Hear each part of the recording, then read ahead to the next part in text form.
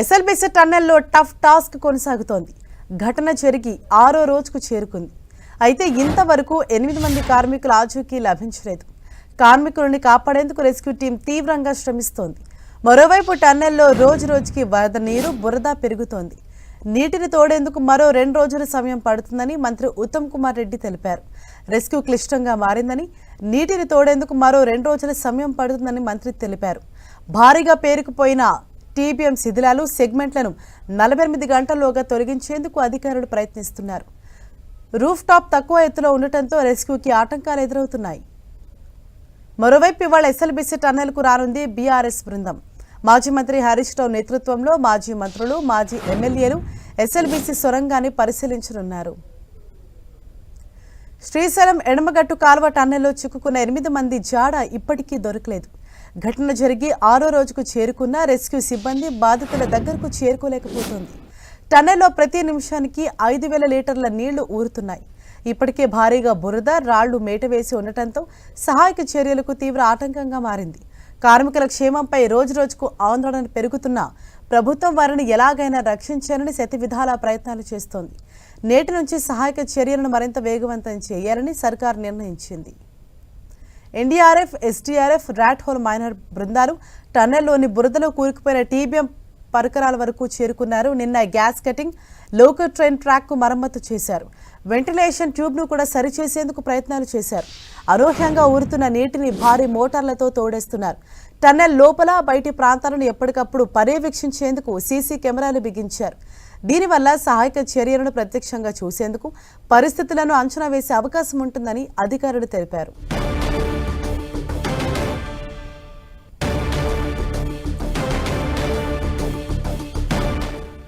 SLBC టన్నెల్లో ఇవాళ 6వ రోజు కూడా సహాయక చర్యలు ముమ్మరంగా కొనసాగుతున్నాయి. అయితే రెస్క్యూ ఆపరేషన్ మాత్రం క్లిష్టంగా మారింది. 6వ రోజు అయినా ఇంకా కార్మికుల జాడ తెలియకపోవడంతో అక్కడ అంతా కూడా ఒక ఉత్కంఠభరితమైన వాతావరణం అయితే నెలకొంది. ముఖ్యంగా ఆ లోపలికి వెళ్లేందుకు ఆ వాటర్ ఫ్లో కూడా ఎక్కువగా ఉంది. అది గంటకు ఆ ఫ్లో పెరగటంతో రెస్క్యూకు చాలా ఆటంకం ఏర్పడుతోందని అధికారులు తెలుపుతున్నారు. వారు అధునాతన పరికరాల లోపలికి తీసుకువెళ్లి అక్కడున్న బురదను, నీటిని అక్కడి నుంచి తొలగించే ప్రయత్నం అయితే చేస్తూ ఉన్నారు. డే అండ్ నైట్ నిరంతరాయంగా రెస్క్యూ ఆపరేషన్ అన్నది కొనసాగుతోంది. నిన్న కూడా మంత్రి ఉత్తమ్ కుమార్ రెడ్డి అక్కడ స్పాట్కి వెళ్ళి ప్రత్యక్షంగా అక్కడున్న పరిస్థితిని సైతం ఆయన తెలుసుకున్నారు. అయితే నిన్న ఆ 40 మీటర్లు ఏదైతే క్లిష్టంగా మారిందని మనం చెప్పుకున్నామో ఆ 40 మీటర్ల మార్గాన్ని కూడా క్లియర్ చేసేందుకు తీవ్రంగా శ్రమిస్తూ ఉన్నారు సిబ్బంది. ఇదే విషయంపై మాజీ మంత్రి హరీష్ రావు మాట్లాడుతున్నారు. లైవ్ ద్వారా చూద్దాం. అసలు ఇప్పటి వరకు సహాయక చర్యల ప్రారంభమే కాలేదు. మక్కు తీయడం కానీ, ఆ టన్నల్ బోరింగ్ మిషన్ను తొలగించాలా, అది అడ్డంగా ఉన్నటువంటి పార్ట్స్ తొలగించాలా, ఆ మక్కుని ఎలా బయటకు తీయాలి, ఆ మక్కు తీస్తే మళ్ళీ తిరిగి పైనుంచి కొలాప్స్ అవుతుందా, ఒక అంచనాకు రాలేకపోతున్నారు, ఒక అవగాహనకు రాలేకపోతున్నారు. అంటే ప్రమాదం జరగడం దురదృష్టకరం. సరే, అది ఎలా జరిగింది, దాంట్లో ప్రభుత్వ వైఫల్యం ఉందా, తొందరపాటు ఉందా, జియాలజికల్ సర్వే ఆఫ్ ఇండియా అనుమతి ఇచ్చిందా లేదా, అనుమతిస్తే ఏం జాగ్రత్తలు చెప్పింది, ఆ జాగ్రత్తలు వీళ్ళు పాటించారా లేదా, అవన్నీ విషయాలు బయటకు రావాలి. కానీ ఇలా జరిగిన సంఘటన తర్వాత ప్రభుత్వ స్పందన చాలా బాధాకరంగా ఉంది. ముఖ్యమంత్రి ఏమో హెలికాప్టర్ వేసుకొని ఆయన ఎన్నికల ప్రచారానికి పోతున్నాడు. ఇక 8 మంది ప్రాణాలు ముఖ్యమా, ఎన్నికల ప్రచారం ముఖ్యమా రేవంత్ రెడ్డి గారికి? కనీసం ముఖ్యమంత్రి అక్కడికి వెళ్ళి ఆ సహాయక చర్యల్ని ముమ్మరం చేయడంలో కానీ, ఒక డైరెక్షన్ ఇవ్వడంలో కూడా అటు ముఖ్యమంత్రి గారు, ఇటు నీటిపారుదల శాఖ మంత్రి కూడా పూర్తిగా ఫెయిల్ అయిపోయారు. మేము బీఆర్ఎస్ పార్టీ తరఫున సహాయక చర్యల్లో ఇబ్బంది కలగొద్దు, ప్రభుత్వానికి సహకరించాలి, సంయమనం పాటించాలని చెప్పి గత 4-5 రోజులుగా మేము వెయిట్ చేశాం. కానీ బాధ కలిగే అంశం ఏంటంటే ఇప్పటి వరకు ఒక్క అడుగు ముందుకు బల్లే. There is no direction. దాదాపు 10 ఏజెన్సీలు ఉన్నారు. ఈ ఒక్కొక్కరు వెళ్తున్నారు, ఒకరొక మాట చెప్తున్నారు. మేము మీడియాలో చూసిందో, పత్రికల్లో చూసింది చెప్తున్నా. నేను బీహార్ నుంచి ర్యాట్ వాళ్ళు వచ్చారన్నారు, ఎన్డీఆర్ఎఫ్ వచ్చిందని చెప్పినారు, లేకపోతే వేరియస్ టీమ్స్ వచ్చినాయి, నేవీ నుంచి వచ్చిందన్నారు, లేదా కాశ్మీర్ నుంచి ఏదో టీం వచ్చిందన్నారు, ఛత్తీస్గఢ్ నుంచి టీం వచ్చిందన్నారు, మన సింగరేణి నుంచి ఒక టీం వచ్చిందన్నారు. What is the direction? అది ఎవరు ఇవ్వాలి? గవర్నమెంట్ ఇవ్వాలి. అందరి మాటలు విని ఒక స్పష్టంగా ఒక లైన్ ఆఫ్ యాక్షన్ ఇచ్చి దాన్ని వేగవంతంగా చేసి వాళ్ళని బయటకు తీసుకొచ్చే ప్రయత్నం చేయాలి. అందులో పూర్తిగా ఫెయిల్ అయిపోయింది గవర్నమెంట్. బాధ కలిగే అంశం ఏంటంటే మీ ఫెయిల్యూర్ను కప్పిపుచ్చుకోవడానికి చిల్లర మాటలు మాట్లాడుతున్నారు. మేము రాజకీయాలు చేయకుండా సంయమనంగా గంభీరంగా వాళ్ళ ప్రాణాలు కాపాడాలని బీఆర్ఎస్ సహకరిస్తూ ఉంటే ఉత్తమ్ కుమార్ రెడ్డి గారు టనల్ దగ్గర కూర్చొని ప్రమాదం జరిగిన సంఘటన దగ్గర నుండి బీఆర్ఎస్ మీద బురద జల్లే ప్రయత్నం, ఢిల్లీలో కూర్చొని రేవంత్ రెడ్డి ఎస్ఎల్బీసీ సొరంగంలో బీఆర్ఎస్ మీద బురద జల్లే ప్రయత్నం చేస్తుంటాడు. వెంకటరెడ్డి గారు అయితే ఆయన నీళ్లు వాటర్ అంటాడు, ఆయన ఏం మాట్లాడతాడో నేను ఆయన గురించి మాట్లాడి దండగా. సో ఇట్లా ఒక గందరగోళమైన పరిస్థితి ప్రభుత్వంలో నెలకొన్నది. ముఖ్యమంత్రి మాటకు నీటిపారుదల మంత్రి మాటల మధ్య పొంతన లేదు. మీరు బీఆర్ఎస్ని విమర్శించడానికి ఇది సమయమా? అసలు బీఆర్ఎస్ని విమర్శించే నైతిక హక్కు మీకుందా? అంటే తమ తప్పును కప్పిపుచ్చుకోవడానికి ఇతరుల మీద నెట్టే ప్రయత్నం చేస్తున్నారు. అన్ని విషయాలు నేను అక్కడ డీటెయిల్గా మాట్లాడతాను. సో ఈరోజు మా మహబూబ్ నగర్ మరియు నల్గొండ జిల్లా మాజీ మంత్రివర్యులు, మాజీ శాసనసభ్యులు, శాసనమండలి సభ్యులు, పార్టీ సీనియర్ నాయకులు అందరం కలిసి అక్కడికి వెళ్ళి మరి ఎవరైతే బాధిత కుటుంబాలు ఉన్నాయో వారికి ఓదార్చడానికి, వారికి ధైర్యం చెప్పడానికి, మరి ప్రభుత్వ సహాయక చర్యలు నిజంగా ఎలా జరుగుతున్నాయో కరెక్ట్గా చేస్తున్నారా లేదా, మాకుండే అనుభవాన్ని, మాకుండేటువంటి ఆలోచనలు కూడా వీలైతే త్వరితగతిన వేగవంతంగా సహాయక చర్యలు జరపడానికి మా యొక్క సూచనలు కూడా అందించాలనే ఉద్దేశంతో బీఆర్ఎస్ పార్టీ బృందం మేము అక్కడికి బయలుదేరి వెళ్తున్నాం. చిన్న విషయం, ముఖ్యమంత్రి ఢిల్లీలో కూడా చర్చ చేస్తూ గత 10 నెలల్లో బీఆర్ఎస్ ఎస్ఎల్బీసీ పట్టించుకోలేదు కాబట్టి అది కూలిపోయిందని అంటున్నారు. రేవంత్ రెడ్డికి నిజాలు మాట్లాడు ఆయన జీవితంలో రాదు.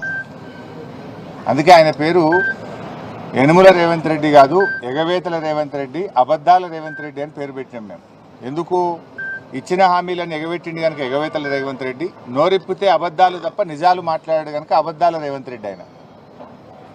ఇవాళ ఈ ప్రాజెక్టు 9 ఏళ్ల కాంగ్రెస్ హయాంలో ఎస్ఎల్బీసీ ప్రాజెక్టులో 3,300 కోట్ల రూపాయలు ఖర్చు పెడితే 9 ఏళ్ల బీఆర్ఎస్ హయాంలో 3,900 కోట్ల రూపాయలు ఖర్చు పెట్టాం. అంటే కాంగ్రెస్ హయాం కంటే 600 కోట్ల రూపాయలు బీఆర్ఎస్ ప్రభుత్వం ఎక్కువగా ఖర్చు పెట్టింది. మాకు 2 సంవత్సరాలు కరోనా వచ్చి ఉత్తర భారతదేశం నుంచి వచ్చిన కూలీలందరూ కూడా వాళ్ళు వాపసు వెళ్ళిపోయారు. చాలామంది కూలీలు కరోనా సమయంలో వెళ్ళిపోయి పనులు ఆగిపోయినాయి. అంటే 2 వరుస కరోనా సంవత్సరాలు వచ్చినా కూడా కాంగ్రెస్ హయాం కంటే బీఆర్ఎస్ హయాంలోనే 600 కోట్ల రూపాయల పనులు అదనంగా జరిగాయి. ఈ ప్రాజెక్టులో 2 సొరంగాలు, 2 బ్యాలెన్సింగ్ రిజర్వాయర్లు ఉన్నాయి. ఆ 2 బ్యాలెన్సింగ్ రిజర్వాయర్లలో ఏదైతే నక్కలగండి, దాన్నే దిండి కూడా పేరు పెట్టారు, దిండి బ్యాలెన్సింగ్ రిజర్వాయర్ అంటాం. దాంట్లో అది 7.5 టీఎంసీల నీటి సామర్థ్యం కలిగినటువంటి రిజర్వాయర్. భూసేకరణ చేసి R&R చేసి దాదాపు 95% పనులు దిండి బ్యాలెన్సింగ్ రిజర్వాయర్లో పూర్తి చేశాం. పెళ్లిపాకల రిజర్వాయర్లో కూడా దాదాపు 50% వరకు పనులు పూర్తి చేశాం.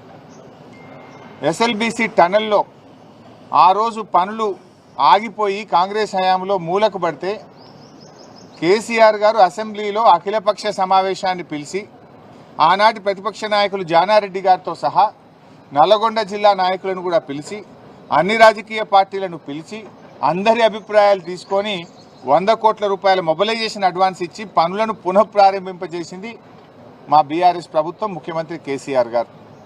అయితే మేము చేయాల్సిన ప్రయత్నం చేసినాం. లోపలికి వెళ్ళిన తర్వాత వాటర్ సీపేజ్ పెరిగింది, 2 సార్లు బేరింగ్లు ఫెయిల్ అయిపోయినాయి. అమెరికా నుంచి స్పేర్ పార్ట్స్ తెచ్చి టెక్నీషియన్స్ తెప్పించి దాన్ని మరమ్మతు చేయించి కూడా మేము పనులు ముందుకు తీసుకుపోయాం. బీఆర్ఎస్ హయాంలో 13 కిలోమీటర్లు టనల్ పనులు మేము పూర్తి చేశాం. అంటే అంత బాగా మా హయాంలో పనులు జరిగినాయి. అటు రిజర్వాయర్లు చేసినాం, 13 కిలోమీటర్ల టనల్ చేసినాం. నేను అడుగుతున్న రేవంత్ రెడ్డిని, నువ్వు 15 నెలలు అయింది గవర్నమెంట్ వచ్చి, 15 మీటర్లు తవ్వినావు. నీ 15 నెలల్లో 15 మీటర్లను తవ్వినవా ఎస్ఎల్బీసీ సొరంగం అని అడుగుతున్నా నేను. ఎవరు పనిచేయండి? మేము 13 కిలోమీటర్లు తవ్వినాం.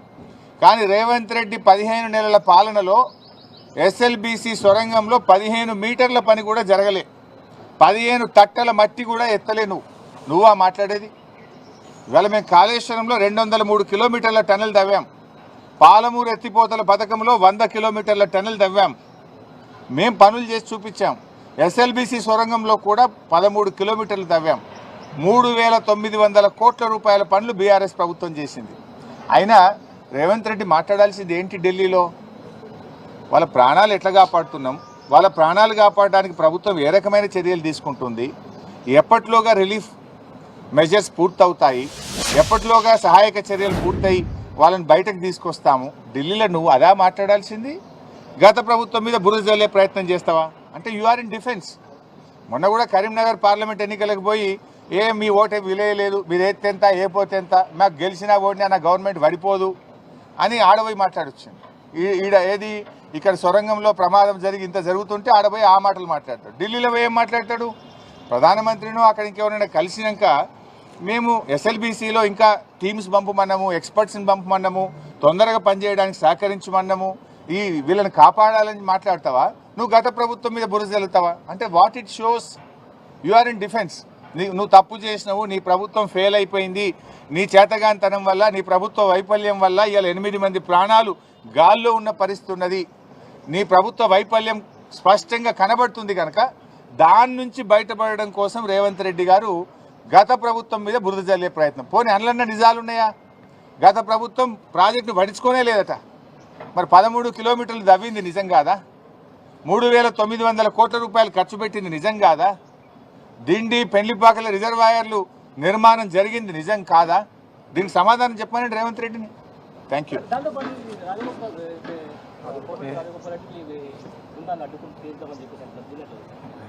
అది ఎవడన్నా మూర్ఖులు తెలివి తక్కువ వాళ్ళు చేసే పని. అడ్డుకుంటే ఏం జరుగుతుందో చూద్దాం. ప్రధానమంత్రి దగ్గర చర్చనే చేయలేదు, ప్రధానమంత్రి దగ్గర మాట్లాడారు.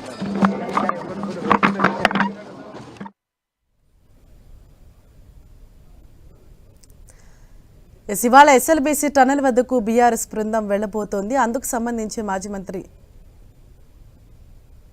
హరీష్ రావు కూడా దానిపైననే మాట్లాడారు. అయితే టన్నెల్ వద్దకు వెళ్లే తీరిక మాత్రం సీఎం రేవంత్ రెడ్డికి లేదు. కానీ ఢిల్లీకి వెళ్లి అక్కడ పెద్దలతోటి మాట్లాడుతున్నప్పుడు కూడా గత ప్రభుత్వం పైన బురద జల్లే ప్రయత్నం చేస్తున్నారు. కానీ ఏదైతే అక్కడ టన్నెల్లో చిక్కుకున్న కార్మికులను రక్షించేందుకు ఎటువంటి సహాయ సహకారాలు కావాలో అవి అడగలేదని చెప్పేసి ఇటు సీఎం రేవంత్ రెడ్డిపై మాజీ మంత్రి హరీష్ రావు అయితే సీరియస్ అయ్యారు. రేవంత్ రెడ్డి మాట్లాడేవన్నీ కూడా అబద్ధాలే అని చెప్పేసి అన్నారు. టన్నెల్ విషయంలో ప్రభుత్వ స్పందన దారుణంగా ఉంది అని చెప్పేసి అన్నారు. ఓవరాల్ డీటెయిల్స్ తెలుసుకుందాం. మా ప్రతినిధి రాఘవేంద్ర మనకు అందుబాటులో ఉన్నారు. రాఘవేంద్ర, హరీష, ఏదైతే ఎస్ఎల్బీఎస్సీ సొరంగం సంఘటన నేటికి 6వ రోజుకు చేరుకున్నది. 6వ రోజు కూడా ఉదయం నుంచి కూడా ఏదైతే రెస్క్యూ ఆపరేషన్ లోపల కొనసాగుతూనే ఉన్నది. నిరంతరము రాత్రి పగలు తేడా లేకుండా రెస్క్యూ ఆపరేషన్ కొనసాగుతున్నటువంటి పరిస్థితి అయితే కనిపిస్తుంది. అయినప్పటికీ లోపల చిక్కుకున్నటువంటి 8 మంది కార్మికుల ఆచూకీ మాత్రం ఇంతవరకు లభ్యం కాలేదని కూడా చెప్పొచ్చు. ఏదైతే రెస్క్యూ ఆపరేషన్ లోపలికి వెళ్ళినటువంటి రెస్క్యూ బృందము బయటకు వచ్చిన తర్వాత కొంతమంది అంతర్గతంగా చెప్తున్నటువంటి సమాచారం చూసినట్టయితే లోపల చాలా అతి కష్టంగా ఉంది. ఏదైతే బోరింగ్ మిషన్ పూర్తిగా ధ్వంసమైంది, అదంతా కూడా బయటికి తీయడానికి చాలా సమయం పడుతుంది. అక్కడ పూర్తి స్థాయిలోనూ నీరు అదేవిధంగా బురద చేరుకున్నది. అది నీటిని బురదని క్లియర్ చేయడానికి దాదాపు 3-4 రోజుల సమయం పట్టే అవకాశం ఉంటుంది. వాటిని ముందుగా అది నీటిని బురదని క్లియర్ చేసిన తర్వాతనే ఏదైతే ధ్వంసమైనటువంటి ఆ బోరింగ్ మిషన్ ను పార్ట్స్ గా డివైడ్ చేస్తూ బయటికి తరలించిన తర్వాతనే ఇదంతా క్లియర్ అవుతుంది అని కూడా క్లియర్ గా రెస్క్యూ బృందం కూడా చెప్తుంది. అయినప్పటికీ కూడా వేగవంతంగా ఇటు ఎన్డీఆర్ఎఫ్, ఎస్డీఆర్ఎఫ్, సింగరేణి అదేవిధంగా ర్యాట్ టీము పూర్తి స్థాయిలోనూ రాత్రి పగలు అక్కడ పనిచేస్తున్నటువంటి పరిస్థితి అయితే కనిపిస్తుంది. దీంతో అధికార యంత్రాంగం కూడా వెంటనే ఎక్కడికక్కడ అప్రమత్తం అవుతూ వాళ్ళకు కావాల్సినటువంటి సామాగ్రిని కూడా పూర్తి స్థాయిలో అందిస్తూ లోపల ఏదైతే ఆక్సిజన్ లెవెల్స్ పూర్తిగా తక్కువ ఉన్నాయని చెప్పేసి చెప్పడంతోనూ ఆక్సిజన్ సిలిండర్ల సహాయంతోనూ వారికి ఆక్సిజన్ కూడా అందించడానికి ఏర్పాట్లు చేస్తున్నారు. స్థానికంగా ఇక్కడే మంత్రులు, ఎమ్మెల్యేలు ఉంటూ వారికి కావాల్సినటువంటి వాటి వసతులను సమకూరుస్తూ ఈ ఆపరేషన్ విజయవంతం చేసే దిశగా ఓవైపు అడుగులు ముందుకు వేస్తున్నటువంటి క్రమంలో ఈ రోజు చూసినట్టయితే మరి ముఖ్యంగా ఏదైతే అక్కడ పూర్తి స్థాయిలోనూ లోపల చీకటిగా ఉంటుంది, చాలా కష్టంగా ఉంటుంది అని చెప్పేసి చెప్తున్నారు. అయినప్పటికీ కూడా ఏదైతే రెస్క్యూ బృందం అయితే మాత్రము ఆపరేషన్ కొనసాగిస్తూనే ఉంది. 0 పాయింట్ దగ్గర కూడా వెళ్లడం జరిగింది రెస్క్యూ బృందము.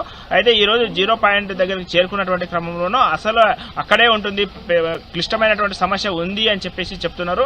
ఈ రోజు 0 పాయింట్కి చేరుకున్నటువంటి క్రమంలో వాళ్ళు ఏ విధంగా ఆపరేషన్ ముందుకు తీసుకెళ్తారు, ఏ విధంగా అక్కడ రెస్క్యూ చేయగలరు అనేది ఈ రోజు తెలుస్తుంది.